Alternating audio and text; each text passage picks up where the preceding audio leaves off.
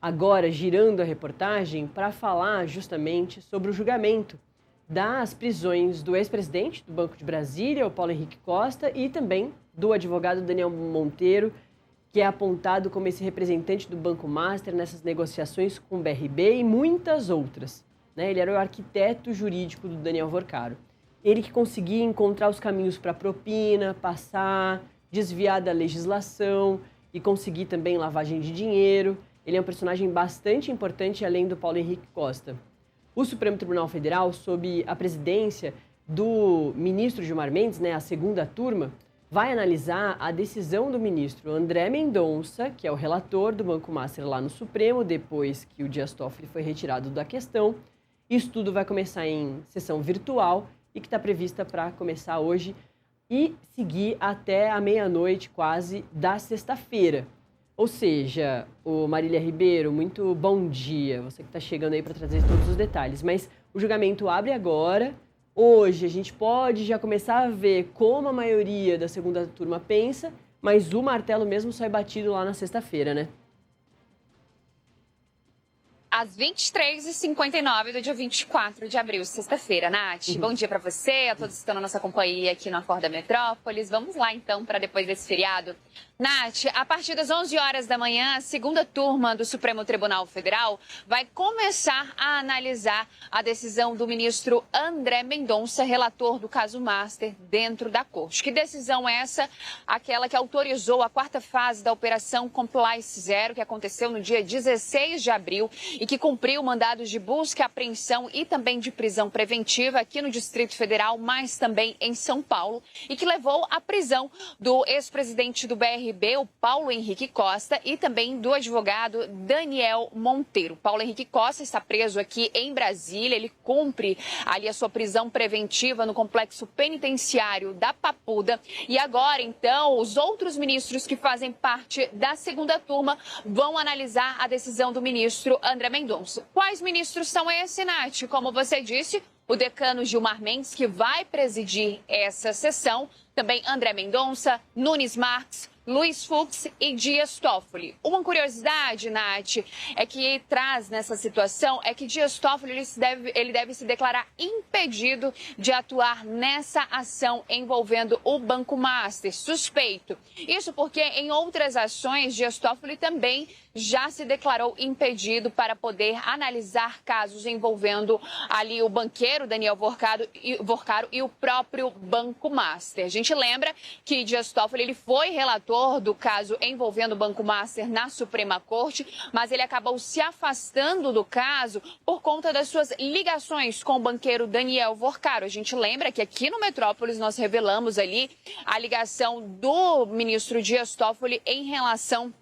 a Marede, que tem ligação direta com o resort Taiaiá. Desta forma, ali pertinho do Carnaval, Dias Toffoli se declarou impedido e, por sorteio dentro da Suprema Corte, André Mendonça se tornou o novo relator do caso e autorizou, então, essas novas operações que a Polícia Federal acabou fazendo. De acordo com as investigações da Polícia Federal, essa quarta fase, ela envolve aí crimes financeiros, além também de corrupção, lavagem de dinheiro e organização criminosa. E o que diz as defesas dessas duas pessoas que terão seus casos analisados a partir desta segunda-feira? A defesa de Paulo Henrique Costa afirmou que a prisão era sem necessidade. Os advogados também argumentaram que, mesmo que se considere a gravidade dos fatos, isso não é fundamento para encarceramento antecipado. Já a defesa do advogado Daniel Monteiro diz que ele foi surpreendido com a decisão de prisão e que a sua atuação sempre se deu de forma estritamente técnica, na condição de advogado do Banco Master e de diversos outros clientes, sem qualquer participação em atividades alheias ao exercício profissional. Então hoje, Nath, a partir das 11 horas da manhã, em plenário virtual, nós vamos acompanhar a análise dessas prisões que será feita pela segunda turma do Supremo Tribunal Federal. Importante destacar aqui, só para a gente finalizar, Nath, que neste momento, a partir da abertura ali do julgamento da sessão dentro da segunda turma, os ministros, eles podem pedir vista, que é mais tempo para poder analisar o caso, mas eles também podem pedir para que esse caso seja levado para o plenário presencial. Se nada disso acontecer, a gente deve ter uma finalização desse processo na sexta-feira, às 23h59. Mesmo que todos os ministros votem nesta quarta-feira, a sessão ela ainda fica aberta. Por quê, Nath? Porque os ministros eles podem mudar o seu voto, mudar o seu entendimento, então por isso que existe esse prazo. A gente vai acompanhar em plenário virtual a partir das 11 horas da manhã e todas as atualizações a gente traz ainda aqui durante toda a nossa programação no YouTube, Nath. Ô Marília, vários pontos muito importantes que você lembra aqui pra gente, porque eu ia brincar contigo também sobre a segunda turma tá completa, né? Lembrando que lá na primeira turma estava completa, mas com a saída do Luiz Fux para a segunda turma, lá na época do julgamento ainda da trama golpista, fica uma vaga aberta justamente porque Luiz Roberto Barroso já estava se aposentando e ficou esse vácuo ali, né? Das 11 cadeiras, eles tornam-se 10 ministros esperando a ocupação dessa 11ª cadeira, que vai começar a ser discutida na próxima semana com a indicação do Messias lá, o AGU do Lula. Mas aí você lembra que na segunda turma, mesmo tendo ali o número de ministros que já era esperado, tem a questão do Dias Toffoli que deve se colocar ali como ele tem feito desde que todas essas revelações que você muito bem pontuou, muito a partir das apurações do Metrópolis, ele entende-se como suspeito ali, né? Teve envolvimento com um caso de forma bastante direta, como a gente viu, principalmente a partir ali da coisa do Taiaiá, do resort. E aí também me lembrou que Gilmar Mendes foi colocado ali, né, no relatório da CPI do crime organizado como um dos indiciados, pelo menos dentro dos desejos de Alessandro Vieira e outros senadores que votaram pela aprovação do relatório, mas ele foi rejeitado com uma manobra ali do governo Lula, acenando positivamente para o Supremo e impedindo que Gilmar Mendes, Dias Toffoli e o Alexandre de Moraes, da outra turma, fossem indiciados dentro da CPI do crime organizado. Então é claro que essa é uma situação muito importante, a audiência está sempre muito atenta a essas questões por causa do foco no Supremo Tribunal Federal que trouxe essa questão toda do Banco Master, né? A partir dessas questões todas, um outro ponto muito importante que começou a ser discutido foi o tal do Código de Conduta. O ministro Edson Fachin, assim que voltou os trabalhos do Supremo, assim que voltaram os trabalhos do Supremo, depois das férias, do recesso, o ministro Edson Fachin fez um discurso de começo de ano falando que o Código de Conduta ia sair, com Carmen Lúcia à frente da elaboração desse texto. Nada disso se seguiu. Mas mais um ministro saiu à frente com esse discurso. Isso tudo na esteira do que veio com o Banco Master. Não só Dias Toffoli, mas com Alexandre de Moraes, através do escritório da sua esposa, da Viviane Barça de Moraes, com um contrato de 129 milhões de reais, de 3 anos ali de assessoria jurídica e vários outros pontos aí que a gente foi descobrindo ao longo do tempo. Além de ter colocado também o ministro Alexandre de Moraes utilizando os jatinhos do Daniel Vorcaro para não pegar fila, por exemplo, aqui no aeroporto de Brasília.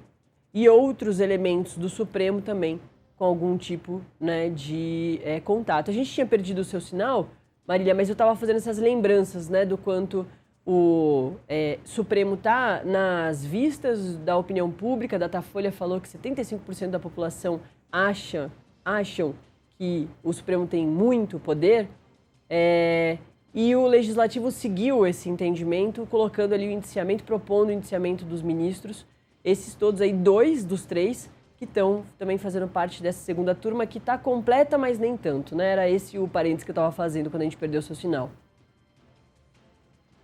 É isso, Nath, porque Dias Toffoli, né, como eu disse, ele pode se declarar impedido e essa é a expectativa ali em torno desse julgamento dessa ação, é que de fato o Dias Toffoli ele fale que não vai entrar na análise desse caso. A gente aguarda ele até às 11 horas da manhã para poder ter essa confirmação. E é importante a gente trazer também um detalhe, Nath, porque aí vai ficar 4 ministros, né?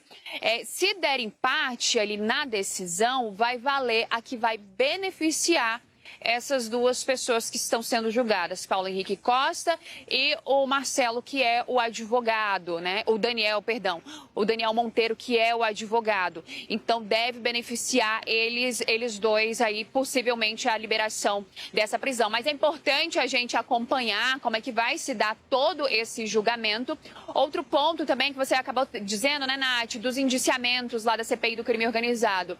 Teve o pedido de indiciamento ali do relatório do senador Alessandro Vieira, mas o relatório ele não foi aprovado. Então não existe indiciamento, não existe pedido de impeachment. Agora o caso está lá na Procuradoria-Geral da República, porque o ministro Gilmar Mendes pediu então que a PGR, né, abriu ali um pedido para que a PGR pudesse investigar a atuação de Alessandro Vieira em relação à CPI do crime organizado. Muitos ministros ali, falando especificamente de Dias Toffoli, fala até que houve um uso político por parte de Alessandro Vieira sobre esse relatório da CPI do crime organizado. Com esse pedido, a PGR deve analisar. No entanto, na semana passada ainda, a Alessandro Vieira pediu o arquivamento da PGR, utilizando ali argumentos do próprio ministro Gilmar Mendes em outras ações para que esse arquivamento pudesse acontecer. A gente precisa, de fato, Nath, acompanhar com lupa todo esse caso, principalmente no Legislativo e também aqui no Judiciário. O Judiciário essa semana, né, que está um pouco mais afinco por conta